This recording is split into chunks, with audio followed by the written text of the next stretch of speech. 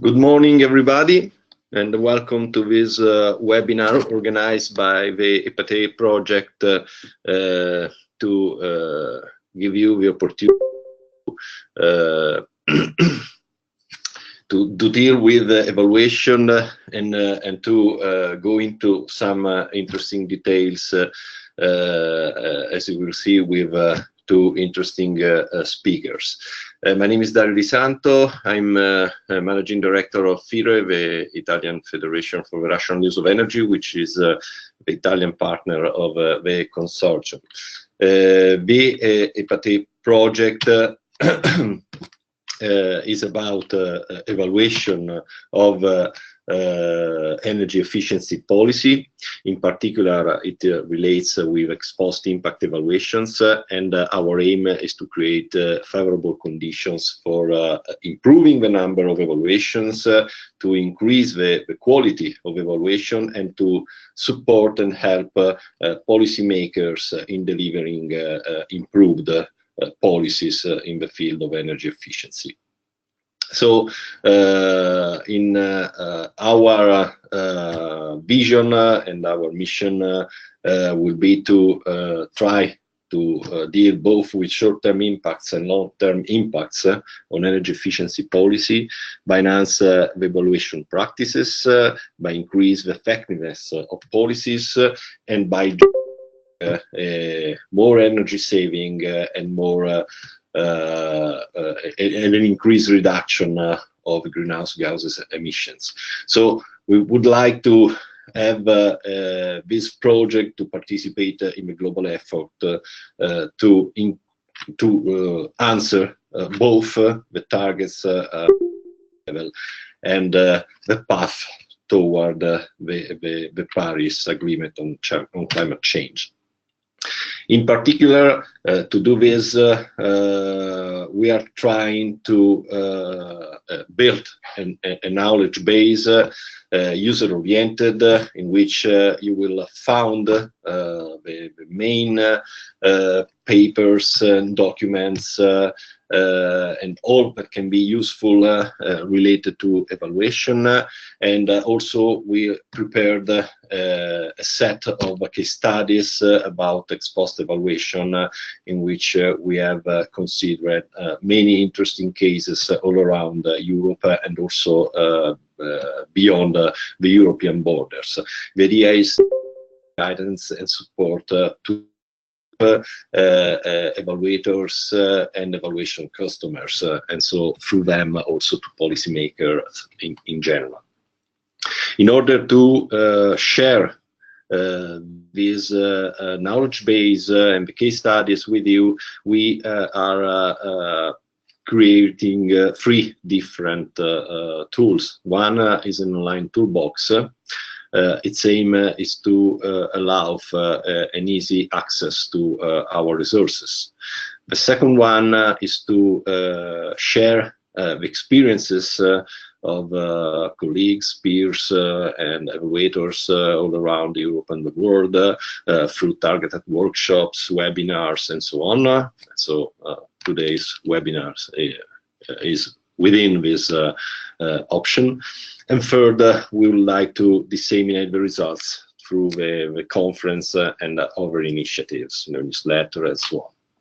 In particular, we put a lot of care with respect to stakeholder involvement. We started the interviews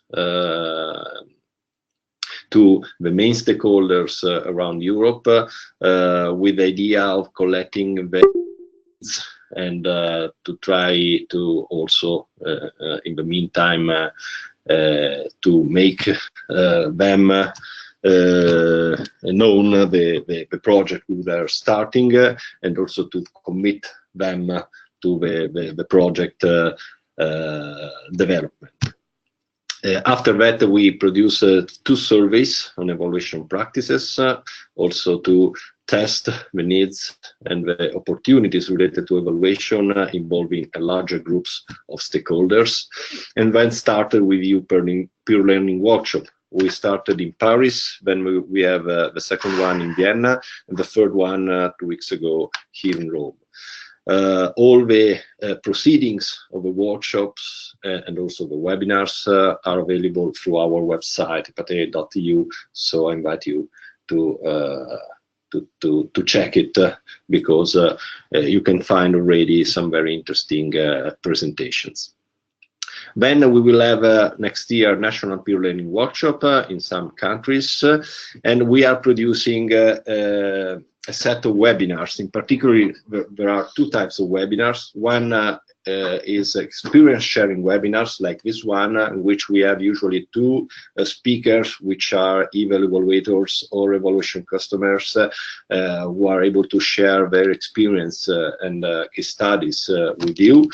And then we have dissemination webinars that, of course, have a different aim and scope. We'll also offer direct support to people interested in checking the evaluation they are done or improving the evaluation they are considering. And last, about the stakeholder involvement actions, there is the EPATEE newsletter. And I gladly invite you to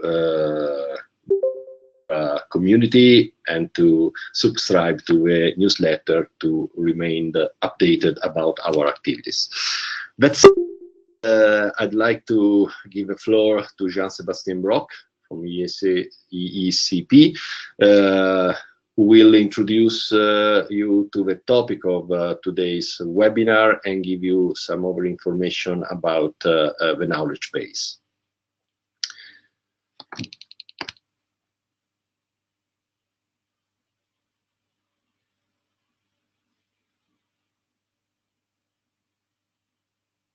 In the meantime, I'd like to remind you that you have a possibility to ask us questions the webinars through the dedicated question options in the control panel of GoToWebinar. So feel free to do it both during the presentations of our speakers and after that during the question and answer that will follow the presentation of our speakers. Thank you very much, Dario. I hope you can hear me well. Okay, great. So to introduce the topic, so the topic of today is about comparing estimated energy savings and measured energy savings. So mostly the estimated is from estimates, let's say calculation method based on engineering, and measured, we mean mostly method by analyzing method energy consumption, especially from energy bills. So why did we raise this topic? When we analyzed 23 evaluations, so we made 23 case studies for the EPATEE project. We looked more into details at what type of evaluation methods were used to assess the energy savings and when and for what purposes. And we found, which was not really a surprise, that when it was about regular monitoring, so let's say for annual reporting, especially for the Article 7 of the Energy Efficiency Directive, that mostly the energy savings were based on engineering estimates. Also because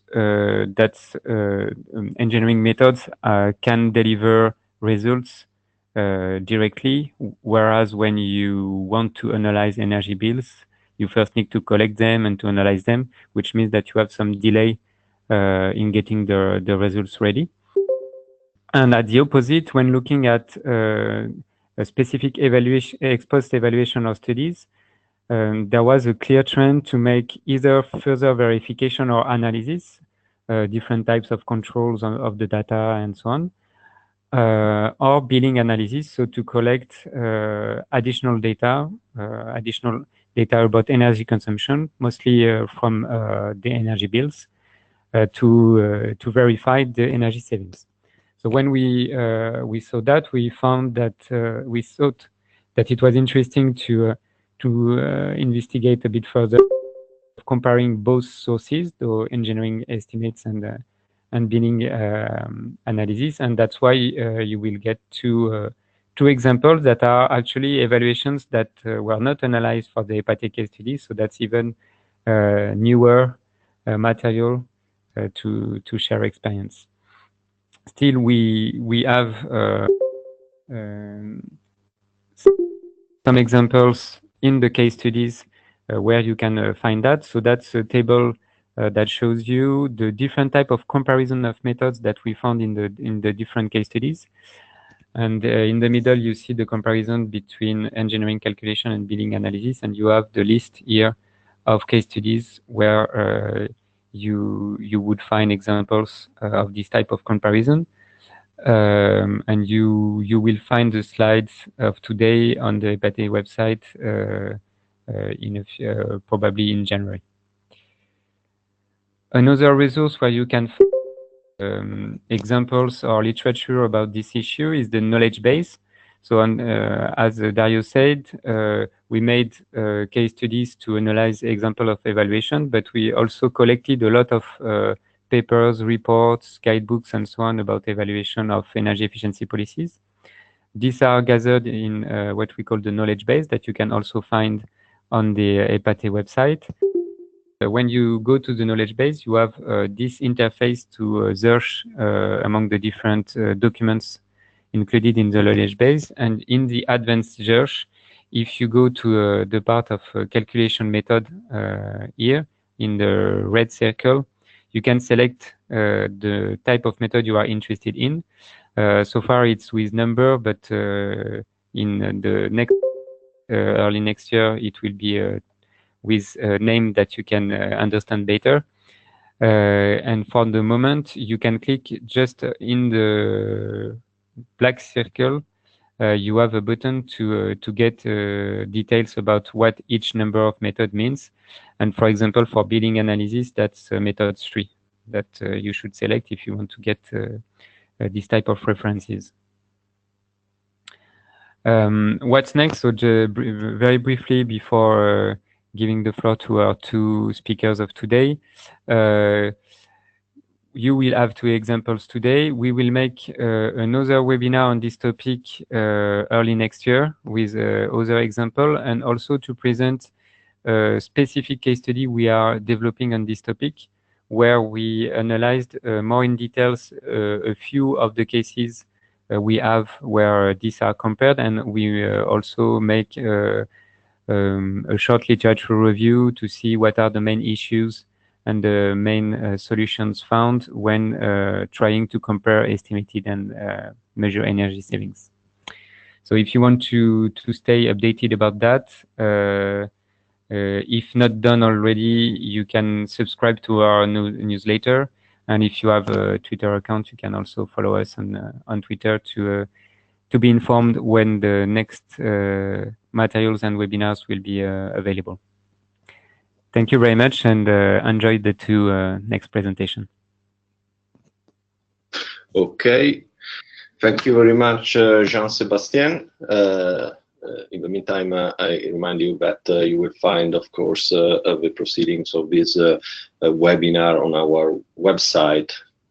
So feel free to download the presentation afterwards. And now I'm pleased to give the floor to Dr. Michaela Valentova from the Czech Technical University in Prague, that will start with the first case study of today.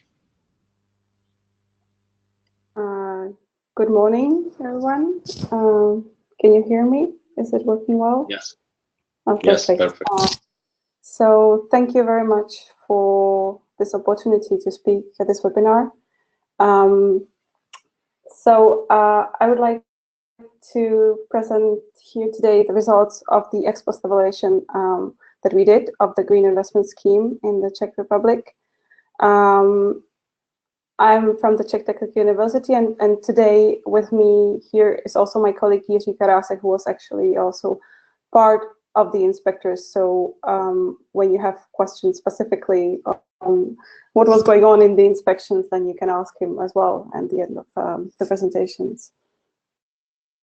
We published our results as an article as well, in the widely interdisciplinary reviews. And just to let you know, if you are interested in the article and maybe some of you wouldn't have the access to this type of database, just feel free to email me. What was the main motivation of the inspections or of the ex-post evaluation? Obviously, that was to evaluate the outcomes of the energy efficiency and renewable energy savings program. So what were the real savings? And to bring insight into the relation, as also Jean-Sébastien mentioned, to the relation between the expected emission savings and real emission savings, and more importantly as well, to see what were the main reasons behind the possible differences. I must mention also one other reason for the inspection. This was also equally important. So the program that I'm going to talk about today was actually financed through the sale of assigned amount units of CO2 emissions. And this type of evaluation was actually one of the prerequisites or requirements of the buyers of the AAUs. So they wanted to see what were the real outcomes of the program. So the program that I'm going to talk about today, it's called the Green Savings Program. So it's actually what the Green Investment Scheme, the form that the Green Investment Scheme took in Czechia. It is a program that ran from 2009 to 2012.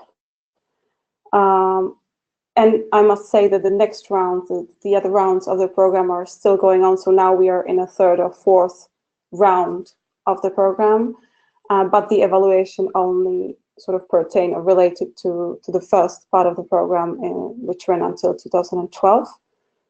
The program is administered by the State Environmental Fund, and the total allocation of the program was over 20 billion Czech crowns, which is around 850 million euros. So it's quite a big subsidy program.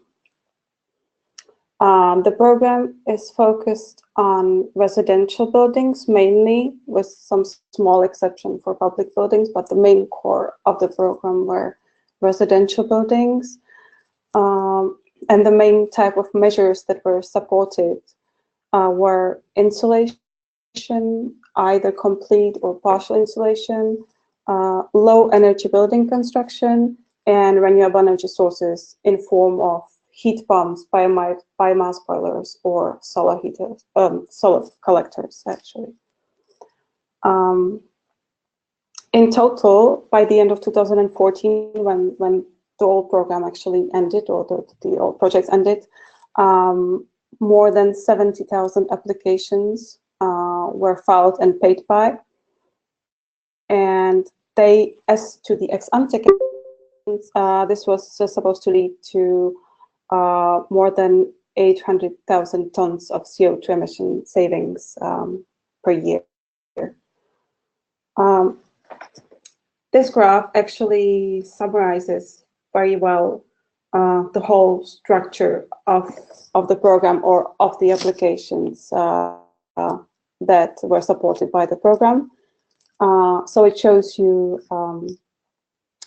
the types of measures that were supported according to the number of applications, the investment cost, subsidy, and reduction. And you can see that the majority of the program, of the applications, of the projects, went into insulation, both in terms of number of applications and even more significantly in terms of the total subsidy that was allocated to the projects. The picture is a little bit different when you look at the emission reduction. So there, the insulation obviously only contributed like by a smaller share, which then also shows you basically the greening ratio of the whole program. So to what extent actually the sale of AAUs led to the actual reduction of CO2 emissions. And in this sense, you can see that the most sort of effective measures were biomass boilers and heat pumps.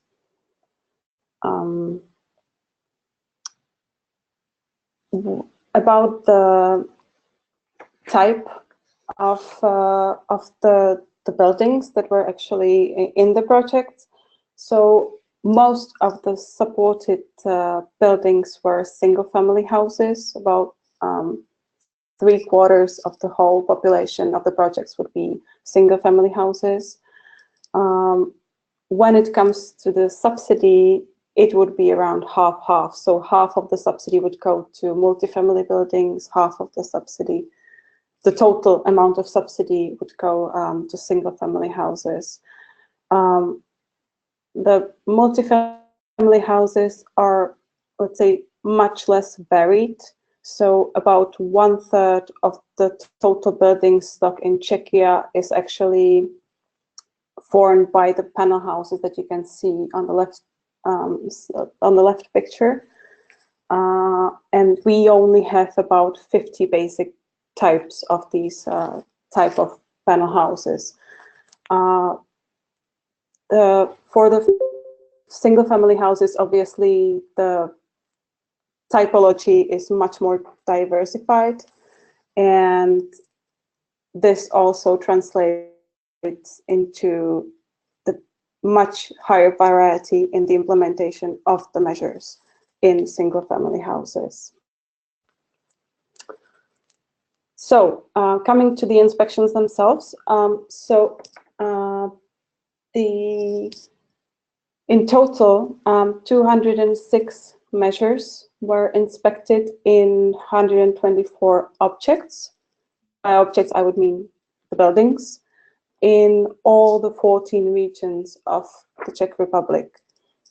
You can see that there is less buildings than the measures. The reason is simple.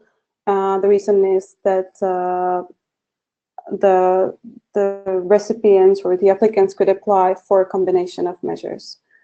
And that's what they would very often do. So they would apply either for insulation combined with, for instance, a heat pump or solar collectors, etc. And the main goal, or one of the main goals of the inspections, was actually to focus on these type of combinations of measures, with the view of that the combination of measures would be sort of the way forward in the other rounds of the program. So that's what the inspections focus on.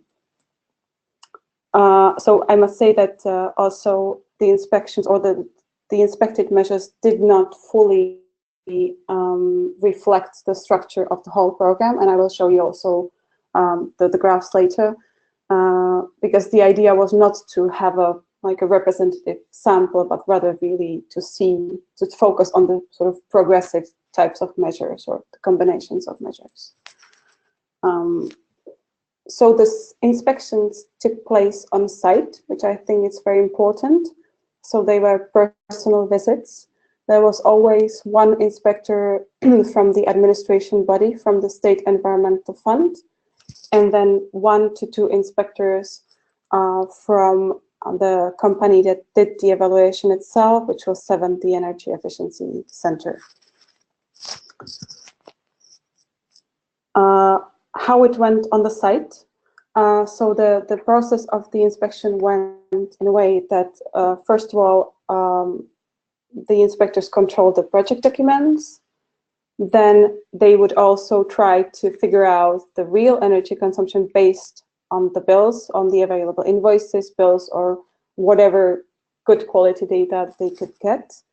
And they check the compliance of the implemented measures with the project documentation.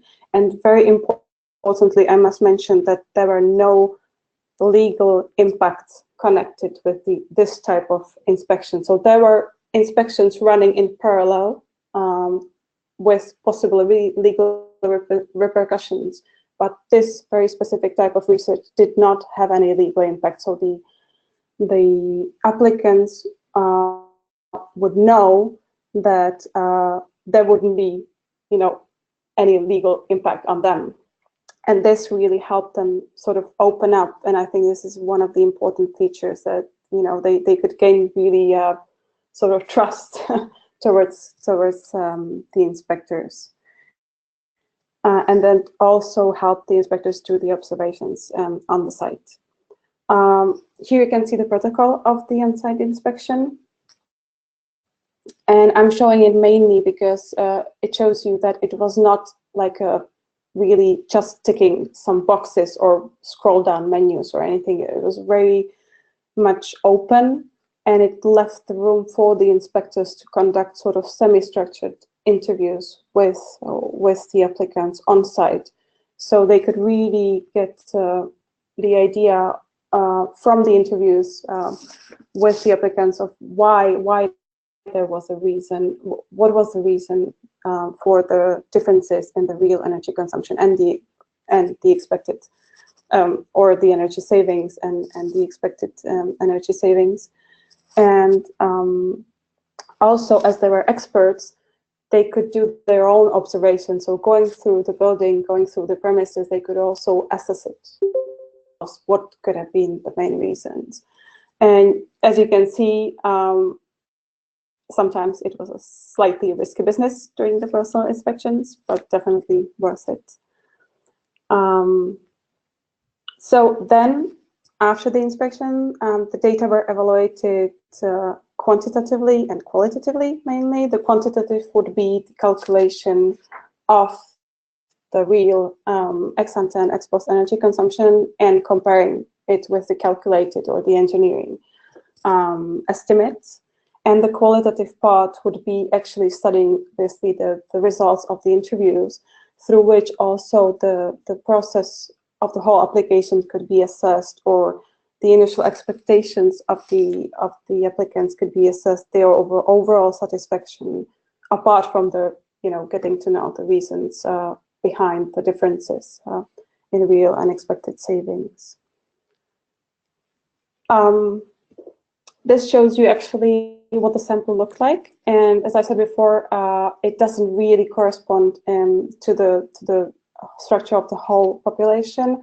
It does so in the type of the building. So 3/4 of the inspected buildings would be single-family houses, 1/4 would be multi. But as you can see, only like much lower proportion of total insulation, partial insulation in terms of the measures that were inspected in the sample, compared to the higher representation of the sort of technological measures, including low energy houses, for instance, which were very little represented in the whole sample otherwise. So coming to the results, so what was actually the difference between the expected and the real CO2 emission savings that we found out? You can see that much lower number of projects actually had, at this probably what you would expect, had the real savings higher than the expected savings, whereas a much higher proportion of them had the real savings lower than the expected saving. On average, the real savings were 25% lower than the expected ex-ante calculations suggested. The median was even higher, it was like 32%. We also tried to look into whether there was a difference in, like, for the single measures and the combination of measures. And the results suggest that the difference was higher for the combination of measures. So for single measures, it would be some 15% difference on average, and for the combination of measures, it would be around 30% the difference. The reasons are probably obvious. The more complicated the measures, the higher the impact, the actual impact of the behavior of the user. So setting up the temperature, or you know, heated floor area, etc. Unlike if you just do the insulation, there is really not so much of the interaction of the user. So that's probably why. We also tried to look into whether there was a difference in the outcomes for multifamily buildings and single-family buildings. It seemed, I mean, due to the variation of the measures, we couldn't do like a proper sort of like statistical analysis, but the results would suggest that sort of the calculations would be a little bit more precise for multifamily buildings than for single-family buildings, and the reasons would be, again, that the multifamily buildings tend to be more compact, and the actual consumption would be probably closer to the reference values, and therefore also the outcomes would be closer to the expected estimates compared to the single-family buildings. We actually divided the factors that influence the difference between expected and real outcomes into two main groups. One of them would be methodical factors, and the other one would be behavioral factors. For the methodical factors, the single most important one would be just simply unavailability of invoices, or the low level of detail of the invoice, which would not allow the calculation to be made. In almost 40 cases, actually, the verification could not be made because of unavailability of invoices or the low level of detail of the invoices. This type of reason could probably go into the behavioral factors as well as methodical factors. So the users just don't keep track of of their bills. The other reasons would be mainly some kind of a mistake.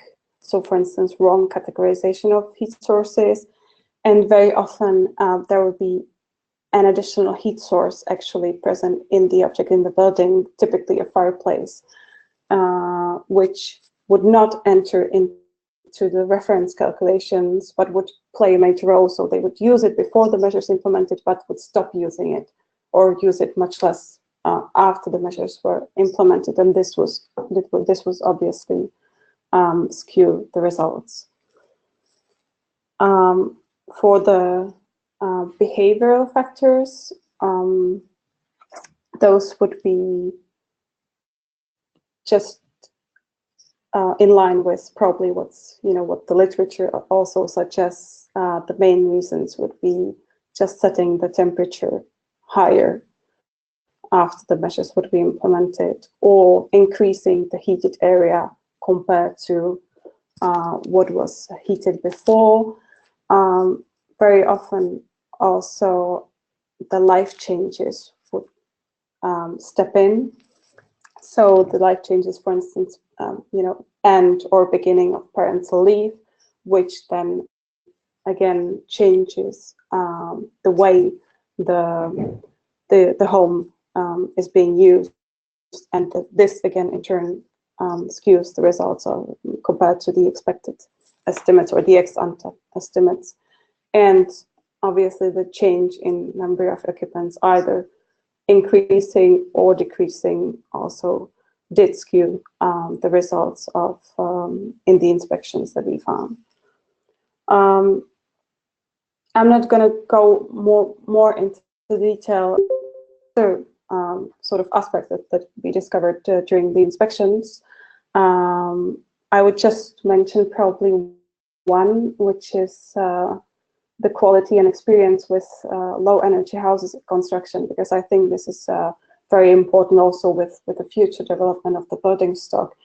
And what we found was that very often the quality of the construction was low, especially for the low energy houses, and the applicants actually struggled getting good constructors for this type of building. And again, this will in turn have a high impact on the real energy savings that will be achieved.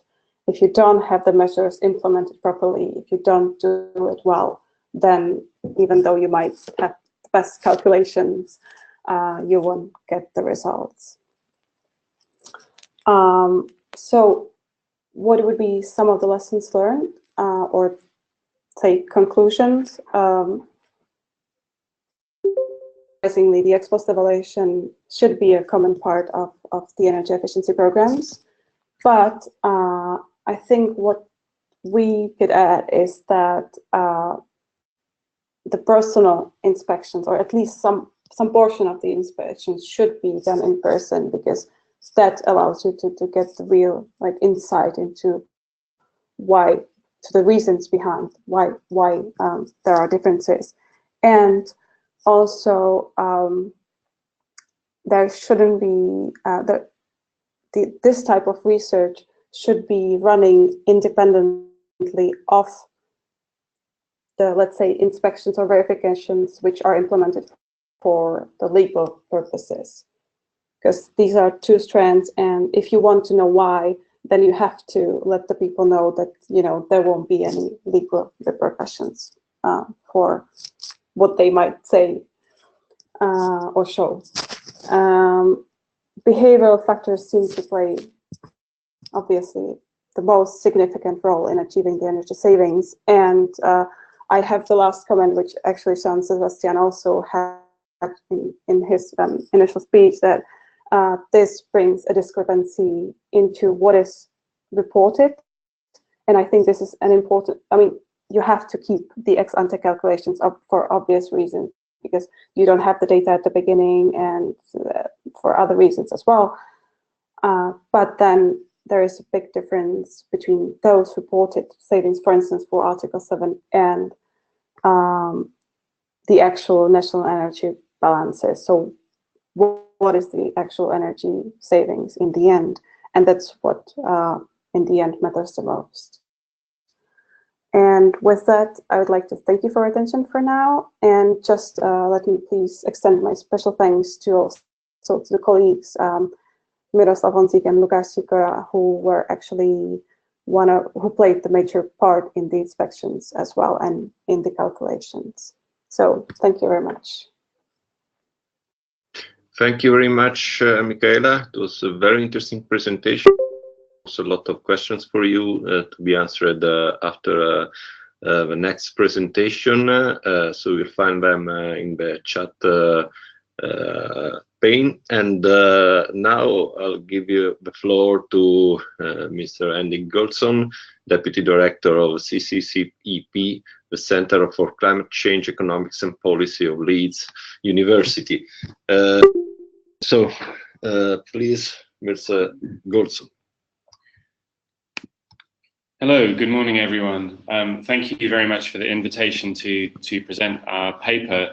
Actually, the paper is published 3 or 4 years ago, so it's a little bit out of date, but the methodology hopefully is still clear. As with our previous speaker, if you would like a copy of the paper, which gives full details of all the work and the methodology, then please do email me. So our evaluation is in the context of our work on low carbon cities, which is where I mostly work.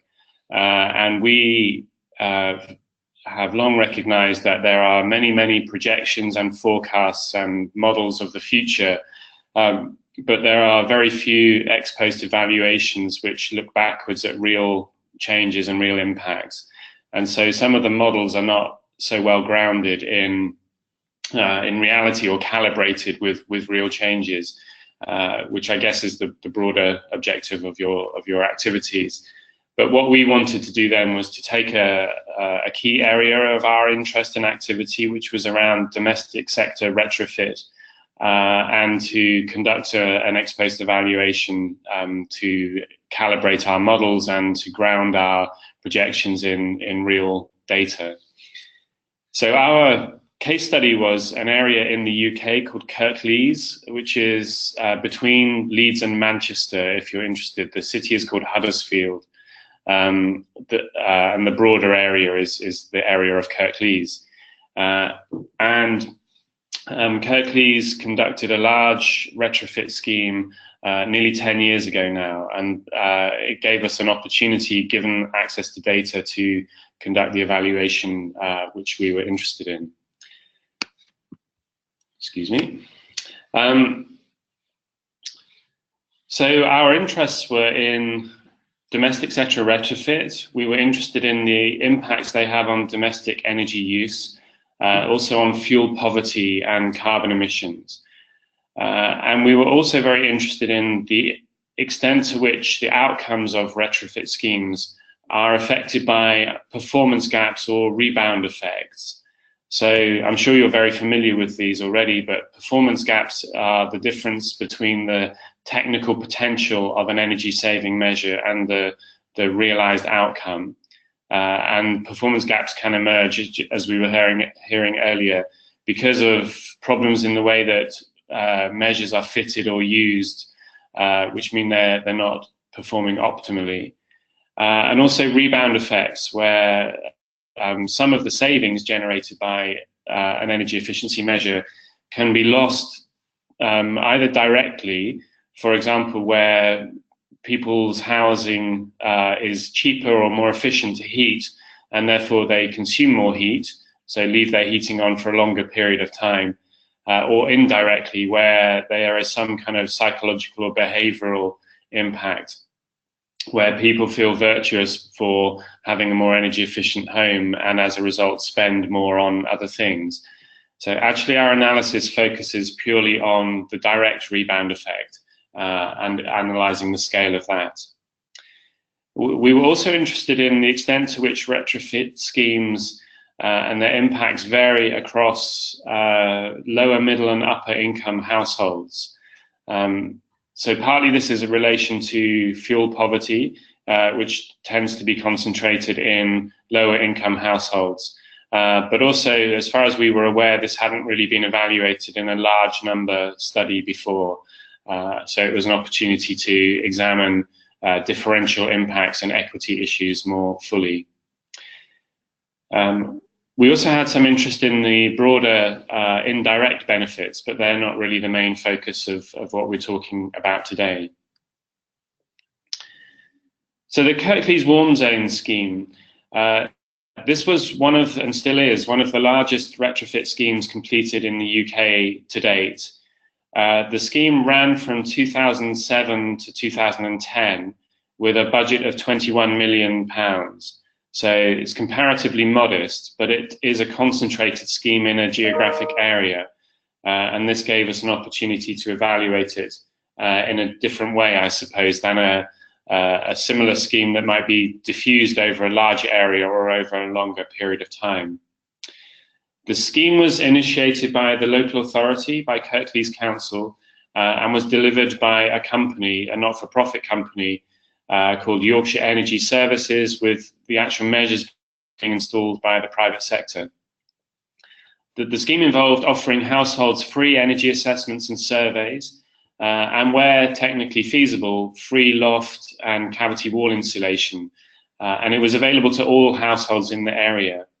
So within the area that we studied, the Kirklees area, there are 176,000 households. Of those, 134,000 had a preliminary doorstop assessment, which was questionnaire-based at the door, rather than being based on real surveys. But of those, 111,000 went on to have a fuller survey, and 51,000 households then went on to have measures installed. The measures that were installed were either insulation related, or in some cases small scale renewables, in particular solar PV and solar water heating. So a total of 64,000 measures were installed across the study area in this period, and that was mostly insulation. 43,000 lofts were insulated, and 21,000 cavity walls were insulated. So it's quite a large scheme, and as I said earlier, the geographic focus enabled us to understand the impact in a new way. So in terms of take-up of the scheme, 30%, the 30% participation rate was secured through sustained marketing and repeated household visits, from a trusted provider. And we have also conducted an evaluation of why households participated and what their experiences were, which isn't the main focus of what I'm talking about today, but that is something I can talk about, and we have published a separate paper on. It was a no-cost scheme for the householder, so they didn't pay anything. It was a free scheme. One interesting observation was that even with a free scheme, we still didn't get full participation. So there are other non-economic barriers preventing households from participating in insulation or retrofit schemes. And as I've said, it makes a good case study for a large number ex-post analysis because of its scale, the number of households, because of its geographical and temporal concentration, and also because the data on the scheme was collected and was made available by the local authority. So our approach and methodology, if you like, was, honestly, it took a long time for us to find a way to evaluate this, and I completely sympathize with the methodological challenges that are faced by people wishing to conduct ex-post evaluations. But broadly, we had two key data sets. The first one was data on those households, on the 176,000 households, both the participating and the non-participating households. And this includes their size, the age of the building, the type of the building, the level of insulation measures that were installed both before and after the scheme. So that data was obviously critical in enabling us excuse me, to adopt and apply the methodology. We also had data on household energy use, but confidentiality issues and data sensitivities means that we can't access house by house level energy data. The data is available at what we call medium level super output areas. So if you imagine a city with a population of 400,000 people, it's divided into about 60 MLSOAs. So each of these areas or sub-areas within a city contains around 4,000 households. It varies from area to area, but the data on energy use is available at these scales. Actually, in the UK, we also have it at lower level super output areas, which are smaller. These are around 800 to 1,000 households, but the data compatibility wasn't what we needed. Ideally, we would have gone to the lowest scale possible, but it wasn't consistent and compatible with what we needed, so we went up to the medium level super output areas. Our first task was to normalize the data on energy use across these different areas. So we corrected the data for changes in both the numbers of meters over time and for weather. So we used degree day data to normalize the energy use data over time. Having done that, we then predicted energy savings from the Kirklees warm zone scheme using two models. So the aim here was to compare predicted with real or actual outcome data. And we used two models. Both of these have been updated and upgraded in the UK since. But the two models we used were both models used by government to inform national policy on energy efficiency and insulation. So one was called the CERT model, which was used up until 2012. And the other was a model developed by the Buildings Research Establishment for our National Committee on Climate Change. And within those models, both of them make assumptions about performance gaps and rebound effects and about the impacts of different levels of insulation activity. So in a way, we were testing the assumptions made in those two models and hopefully therefore being able to say something about predictions of performance of energy efficiency in the future. So our model was, our approach then was to examine correlations between actual reductions in energy demand in each of the sub-areas or MLSOAs and predicted impacts from these two different models. And the key challenge was to strip out the impact of the actual retrofit scheme, the warm zone scheme, from background trends. And that was the key challenge, as I say, that we had to overcome methodologically. The way we did that was to plot graphs comparing predicted and actual outcomes from different levels of insulation. So in this graph, what you see is 50 or so MLSOAs. And on the horizontal axis, you have the predicted impacts from one of the two models, the CERT model. And on the vertical axis, you have the actual performance or impact on energy use across the different areas. And the key innovation, which is the best thing we could do, and as ever, we're interested in feedback and learning on whether this was the right thing to do or not, was to fit a line of best fit through all of the MLSOAs, corresponding with different levels of insulation activity in each of the areas. And then to extend that line back to zero, in other words, the same level that would be expected without any extra insulation activity from the warm zone scheme. And that 0 point gave us what we assumed to be our background level of reduction, which is the level of change in household energy consumption regardless of the warm zone scheme. We did correlate this or kind of cross-refer it to background changes in other areas which didn't have a warm zone or a large-scale insulation scheme.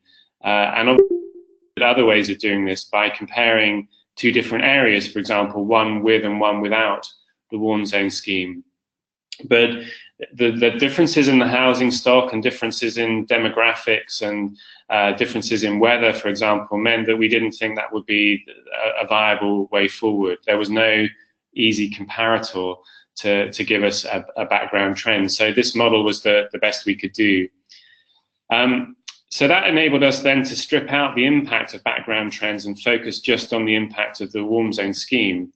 And this graph shows that line after adjusting for background trends. So I should have said the axes are in kilowatt hours. Yeah,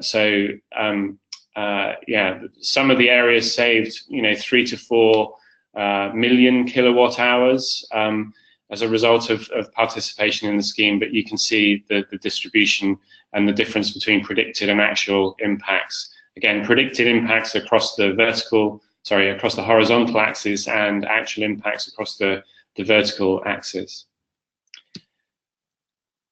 So our summary results, so I'll come back to that graph about distribution across different scales.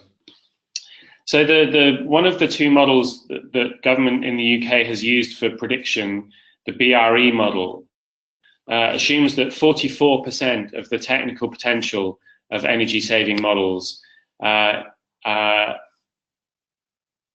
only 44%, excuse me, of the full technical energy saving potential of insulation would be realized in practice after taking into account both the significance of performance gaps and rebound effects. However, our results suggest that 76% of the potential is actually realized in practice, with 53% of the technical potential realized in the lowest income areas, but 85 to 93% in middle and higher income areas. So in other words, what that's seeing is some reduction in fuel poverty, that in poorer areas, a smaller share of the technical potential is realized, implying that more energy is being used in those areas after insulation is added, because fuel poverty concerns are reduced, in other words. But in middle and higher income areas where fuel poverty is not so prevalent, we see a much higher proportion being used, which implies that houses in middle and upper income areas were heated to an adequate extent anyway, and all the insulation did was to enable them to be heated more efficiently. By comparison, the CERT model, the second of the two predictive models, assumes that 50% of the full technical energy saving potential of insulation is realized in practice. And our results suggest that 50% is actually realized in practice, with 49% of the technical energy savings secured in lower income areas, but again, higher 70 to 71% in middle and higher income areas. So the methodology works and shows broadly consistent and comparable results for the two different predictive models and comparing them, the predicted with actual impacts. So one of our key conclusions is that losses due to performance gaps and rebound effects were roughly as predicted in lower income areas, but are much lower than predicted in middle and upper income areas. So poorer households, in other words, seem to split the benefit between improved quality of life and monetary savings, which, as we've said, addresses fuel poverty. But middle and upper income households save more energy and benefit most monetarily.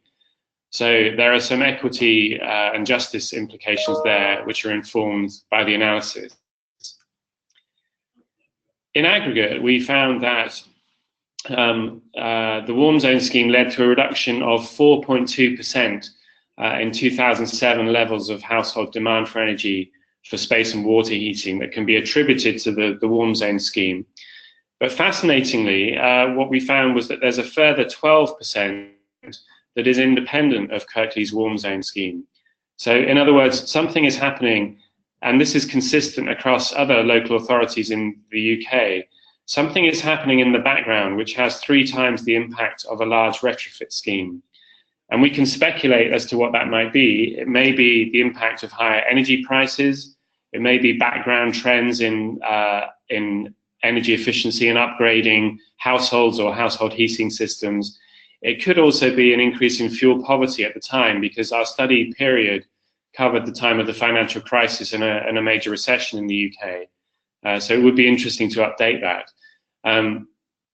But yeah, obviously that highlights the significance of those background trends, and understanding what's happening in the background, you know, may be a much more significant set of drivers for improved energy efficiency than, you know, direct government intervention and retrofit schemes.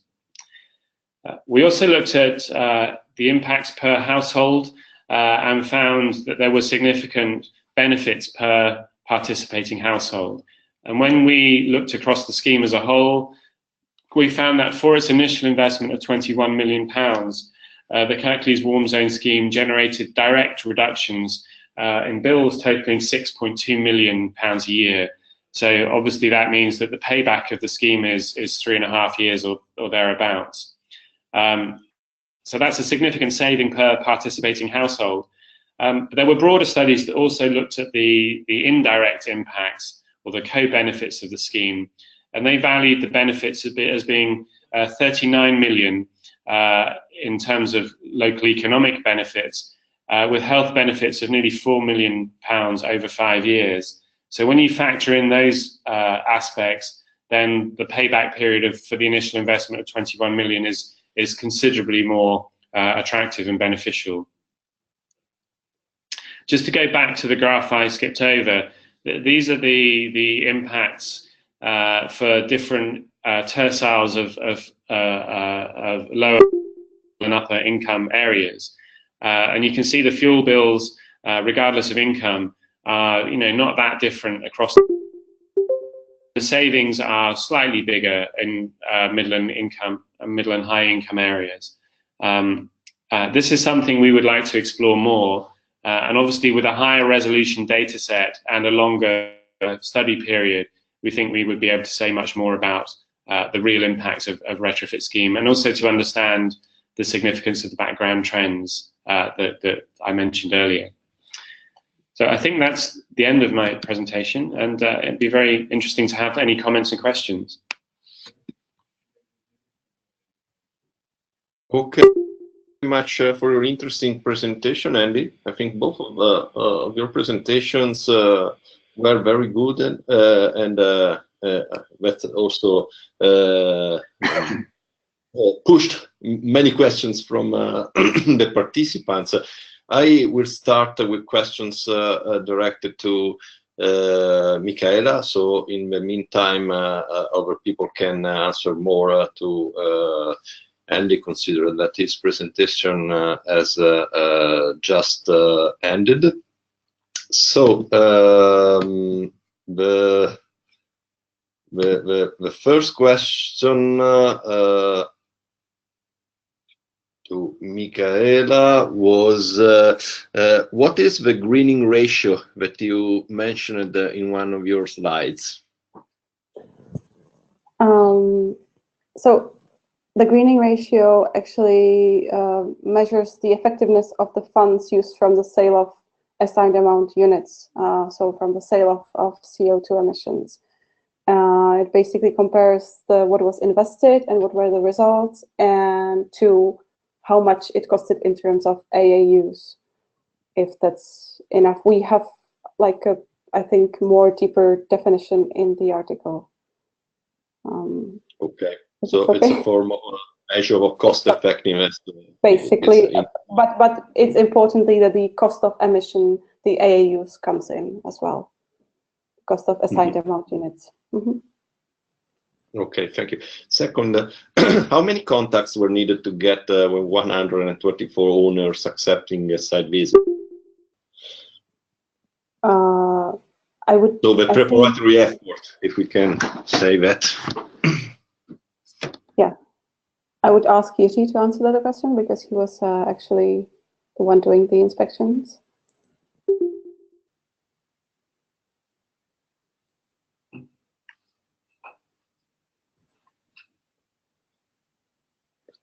And if Mr. Karasek. Yeah, I think okay, now. Yeah, thank you very much for unmuting me. Yeah, I was not able to unmute myself. So there was a great cooperation with the State Environmental Fund of the Czech Republic. So they contacted directly the building owners, the applicants, and when they got the information that there is no legal impact or potential legal impact on their application, their willingness to cooperate was really high, and I would say that over 95% of owners agreed with this on-site visit. So it was a great success in this field. There was just one limitation to find a suitable time for the applicant and for the team of inspectors. Usually 3 applications was visited per day. Okay, thank you. Another question was about the ex-ante savings, how they were calculated, and if it were based on energy audits. I will answer also this question. Ex-ante savings were not based on energy audit. Energy audit is rather complex procedure and rather expensive procedure. So it means that it would cost too much. So ex-ante calculation was based on the methodology of energy performance certificate in the Czech Republic. The state before and after was compared, and it was calculated in the ex post evaluation. The costs and their bills were considered before and after, if it was available. Okay, perfect. Is there any reason why the sample of inspection wasn't chosen to better reflect the projects implemented? So, for example, we saw that the insulation measure was the most implemented one, but in terms of inspection, it was not so. So, is there a reason for this? Yeah, well, I think there were basically 2 reasons. One would be that the idea was to see what was really going on in terms of the users, in terms of their behavior, etc. And when you just do an installation, there's, I would say, not so much to explore in terms of the real outcomes. It's just you do either the construction company does it well or not. So there's not so much to explore, and so that's why the inspectors, and also that was actually the requisite of the State Environment Fund, to focus on more on the combinations of measures, which the fund thought would be the way forward as well for the other rounds of the program. So I think it's more important to do, to explore the synergies of the measures together and to go into, let's say, what's called deep energy retrofitting, right? So you do the measures well, you do them all, you do them at once. So I think that was the main reason for that, yeah. Yeah, that's quite clear. Another question is about digital technologies like smart meters could have an impact on behavior in the Czech study. Yeah, well, I'm sure they could have if they were some. So the rollout of smart meters in Czechia is very low. So there are maybe 2 buildings in the sample that had smart meters installed, not more. So we don't have this rollout yet. I can add something about the Italian experience on this, because Italy was one of the first countries to implement a very huge rollout of smart meters 15 years ago. And of course, they can have an impact, but it is very important that people, householders, can read them and have some feedback from these meters, either directly or through their bills. Otherwise, the risk is that the meters are smart, but their usage is not. And later on, more recently, we adopt measures that are trying to ensure that this feedback is present, and so that smart meters could really impact the behavior of citizens. Another question is the idea of having independent inspections carried out separated by the legal ones is interesting, but also it is costly, since it increases the number of inspections by not doubling them, but of course requiring both the 2 kinds of inspection. Could you give an idea of the cost of such inspections with respect to the scheme cost? Yeah, well, first of all, let me just say that I don't think the idea of the inspections is only interesting, but I think it's really necessary, because otherwise you will struggle with response from the users. And to the costs, so the program overall was worth more than 850 million euros. And this type of inspections actually costed 40,000 or 50,000 euros. So I don't think it's, compared to the total amount of the program, it's not, I wouldn't say it's such a big deal compared to the, to the effects that you can, or the type of information that you can get out of it. Okay, so it is 30,000 euros compared with 8 million. 40,000 euros. Yes, I think it makes much sense. Thank you. And there is one last question for you, at least now. It seems that insulation measures cost more than other measures and deliver less. Would you have cost estimates for each of the measures in terms of euros per kilowatt hour saved? This would be very important for comparing with other ways to reduce emissions. I will try to answer this question. Yeah, this is really common that insulation measure is not so productive as measures in technology. We have many studies showing that also in energy performance contracting projects. Most of them are about technologies inside the buildings, and their payback period is usually less than 10 years. And in case of insulation, it is usually higher than 10 years. And we have specifically a dedicated study on cost effectiveness of the measures in Green Investment Scheme. It is study mentioned in the presentation, study of Jiří Karásek, me, and my colleague Jaroslav Pavlica, which was published in 2016.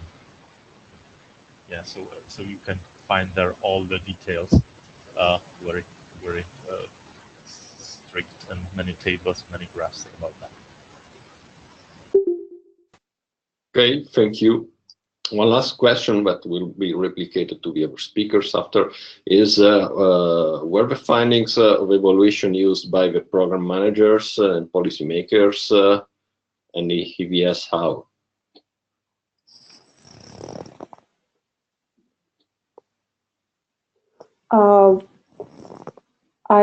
Well, for once, I must say, unfortunately, that I said before that the program, it keeps running, and unfortunately, this type of inspection has not been replicated yet. Okay, but some of this, the outcomes were taken into account, or the rules are unchanged and will remain so, in your opinion? Yuji, do you have an opinion on that? Yeah, definitely the results of the study were used in next program requirements, but specifically to work with the behavior impact or influence on the results, it is rather difficult. It is clear that measures specific technologies have a higher impact. Maybe also, therefore, we have specific program on boiler exchange in the Czech households. It can be also one of the results of such experience we have in the Czech Republic. Okay, thank you. I think we will pass to a question for directed to Andy. And the first one is, could we know more about the reason of implementation of BRE model instead of a cert one? Yeah. Sorry, could you repeat the question? The question is, could we know more about the reason of implementation of a BRE model instead of a cert one, even if I saw that you consider both of them, in fact.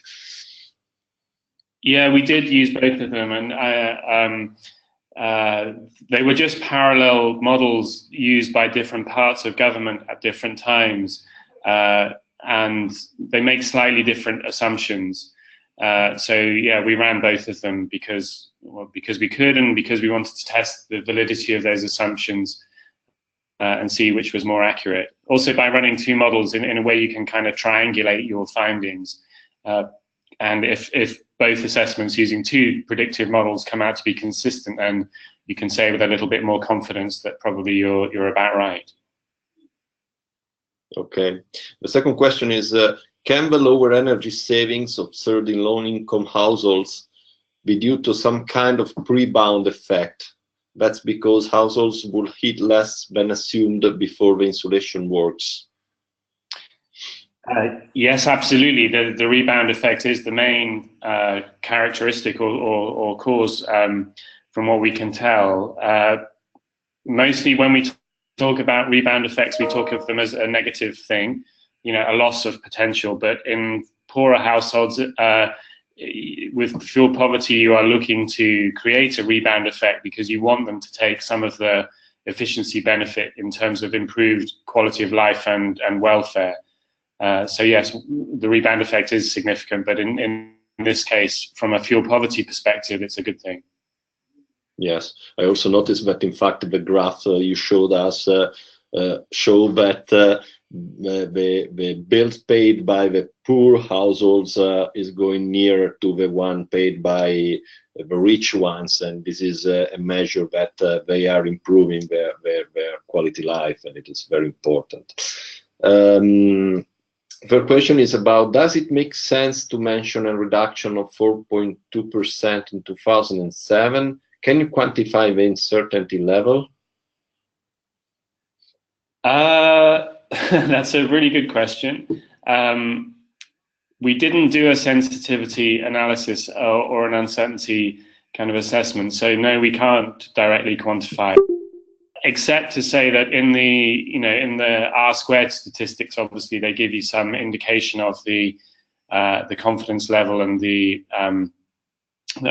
extent to which the variation in one variable can be linked to, but not causally linked to, the variation in another variable. And the R-squared statistics were quite high. I don't have them in front of me now, but they are in the paper that we published, as is some discussion on the confidence levels. But no, we didn't do a fuller uncertainty analysis. Okay. The fourth question is, it's similar. What level of uncertainty do you have in the results, particularly given the need to work with data at medium level super output area? Well, actually, in a way, I think working at a larger area gives you some more certainty, because you are working across a larger number and you are looking at trends, across a larger sample size. But yeah, as before, we didn't do the uncertainty analysis other than to look at R-squared statistics and confidence levels attributed to different statistical findings. Okay. Next question is, how can it be that the cost of a project is only £21 million considering the large number of households concerned? Would you have estimates for the euros per kilowatt hour saved? How would they compare with the results from the first presentation? That's a very good question. It was seen as a very good, a very high value for money scheme, both in terms of low costs and in terms of return on investment, as it were. It was very efficiently administered by a not-for-profit company, which was crucial, so that none of the cost was lost in terms of profit to a delivery body. To be fair, it also focused on very low-cost insulation measures. So a lot of it was to do with insulating loft spaces, which can be done for £200 or well, I'm not sure what the pound-euro exchange rate is at the moment, but probably about the same. And yeah, so they were low cost and high benefit efficiency measures, which were probably the main focus. There were some higher cost elements in there, like solid wall insulation or cavity wall insulation, and some renewables, as we said, but the bulk were low cost, high value schemes or measures, excuse me. We haven't worked out a pound per or a euro per ton of carbon saving level, but it would be easy to do that. Yeah, we can have a look at that afterwards, and that would give us a comparator with the previous paper's analysis. Okay, thank you. Did both evaluations use the billing analysis for ex-post evaluation? So did they use the building analysis? Yeah. Yes, they did. Yeah. The same household data on building type and age and size and level of insulation measures before and after were included in both analyses. Okay. The background effect shown by the second presentation, so your presentation, shows how important it is to build a control group for the evaluation. Is this a standard approach in evaluation studies? So I think this is not just for you, but general, and maybe Jean-Sébastien can add something on this. For us personally, as I said in the talk, we thought long and hard about the best way of having a kind of counterfactual. And for quite some time, we explored the potential to compare the area where the retrofit activity happened with another neighboring area, which we thought would have similar socio-demographics and housing stock and weather and all of the other trends that would affect energy use. But actually, finding a direct comparator was really challenging. And so, doing a geographical comparison, we thought wouldn't be the best way, given the data that was available. It may well be in other situations that, the data isn't available, and it could well be the best way of comparing or evaluating the impact of a scheme. For us, we focused as obviously, I talked about on the methodology that we looked at, but it was very challenging, and that was the big challenge. in the whole methodology is how to strip out the impact of and other factors from the impact of the thing that you're trying to evaluate. I'm not sure what the practice is more broadly. I imagine there's quite a diversity of practice, but yeah, I would be happy to hear from others on that.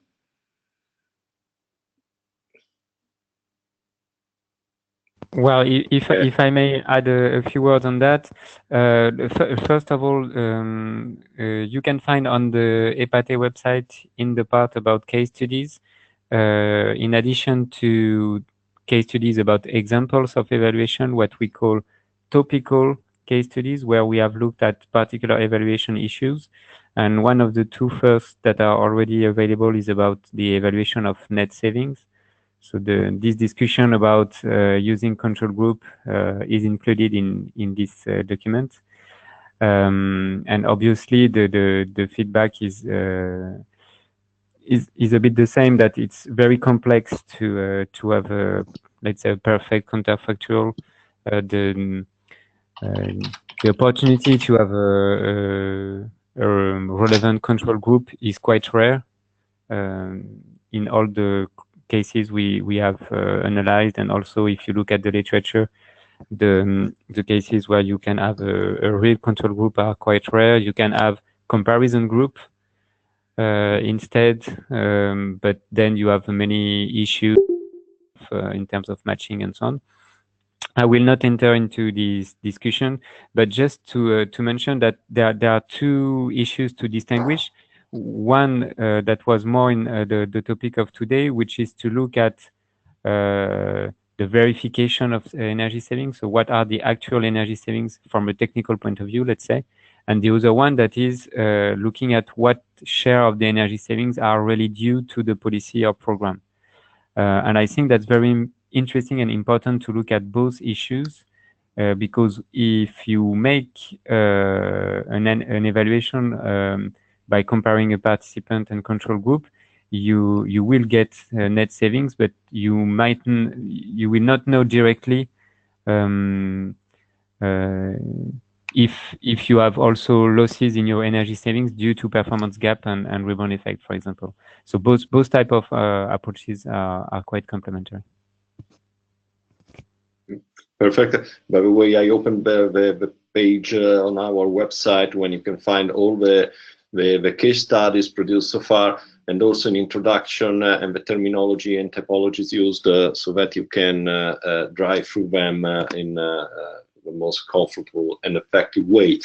There is over two questions for Andy. The first one is, was there any qualitative evidence collected on what was driving energy consumption down outside of the program?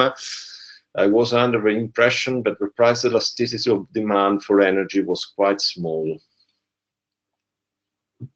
Yes, there was. We did a large survey as well, a qualitative survey, looking at background trends and attitudes and behaviors, and also responses of participants and non-participants in the scheme.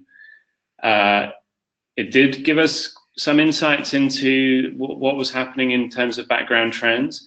So qualitatively, I think that there was a steady, maybe accelerating process of upgrading energy efficiency in many households anyway, which was happening partly because houses were being renovated, partly because old technologies such as heating technologies were coming to the end of their life and were being replaced, partly because some old housing was being demolished and replaced with newer housing stock. But yeah, and beyond that, we didn't get too much information. On the price elasticity of demand, then,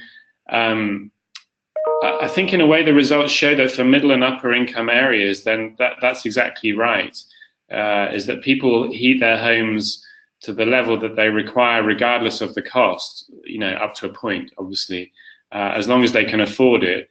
And as a result, that was one of the main reasons why the rebound effect for middle and upper income areas was lower, because they were not sensitive to the cost savings. They just had already heated their homes to the extent that they wanted and wouldn't consume any more energy, even if it was more efficient or lower cost.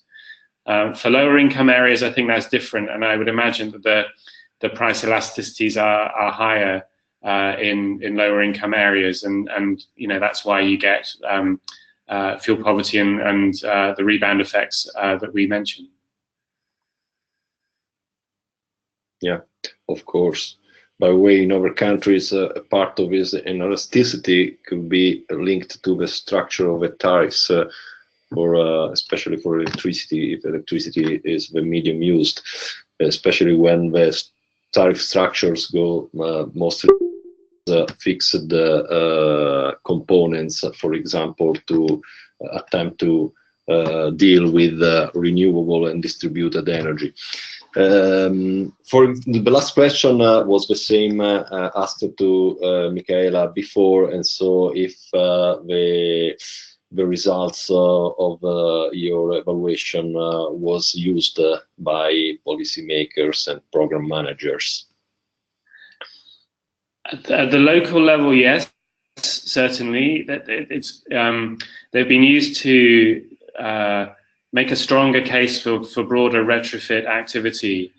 The problem was that the study in the UK coincided with the end of our Green Deal, and the Green Deal scheme, which was a kind of pay-as-you-save retrofit scheme with some government support, but on very unfavourable terms financially for participating households.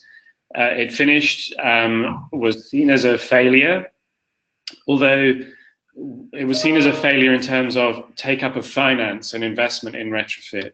But what is sometimes overlooked is that the scheme involved lots of quite detailed energy assessments for households, and many of those households, especially in middle and upper income areas, would have gone on to self-finance investments in energy efficiency. So especially given that the finance support on offer was worse than many other places you could get finance, it's not surprising perhaps that people would have self-financed. Anyway, as a result, we've had something of a kind of lacuna in retrofit policy across the UK, at the national scale at least. And the issue has become almost politically toxic, actually. And Brexit is crowding out all sorts of other policy discussions anyway, with the whole policy process completely consumed by Brexit-related issues. But there is no real discussion at the moment on bringing forward new retrofit schemes in the UK, which is really disappointing. However, at the local level, many cities are thinking about this still, and our work, I think, showing that the performance is better and the financial returns and the indirect benefits are higher than has been assumed, has helped to motivate those conversations in some local areas. So let's hope that the situation will become normalized again in a short time. And thank you very much for both the presentation and your availability for the questions. I think this webinar has been very interesting. I just like to remind you our website. Under the results menu voice, you can find our knowledge base, about which Jean-Sébastien showed you something before, and there are the reports about the service we have implemented and the interviews to the stakeholders. In a short period of time, next year, the toolbox will be available and will be, we hope, a good instrument to support you in the evaluation of energy efficiency policies. And of course, on the events, you will find all the proceedings of our events, so both workshops and webinars. And of course, you will find the presentation of today's webinar soon. I don't know if Jean-Sébastien would like to add something. No, nothing more than a big thank you to the speakers. Thank you very much for your presentation and also for the studies, because as you said, these studies are not so frequent. So that's very good to to have some available to share experience about. Thank you. So thank you to everybody, also our participants, and we hope to have you in our future activities. And one of the first one will be another webinar, as Jean-Sébastien told us at the beginning of today's event. So thank you and have a nice day.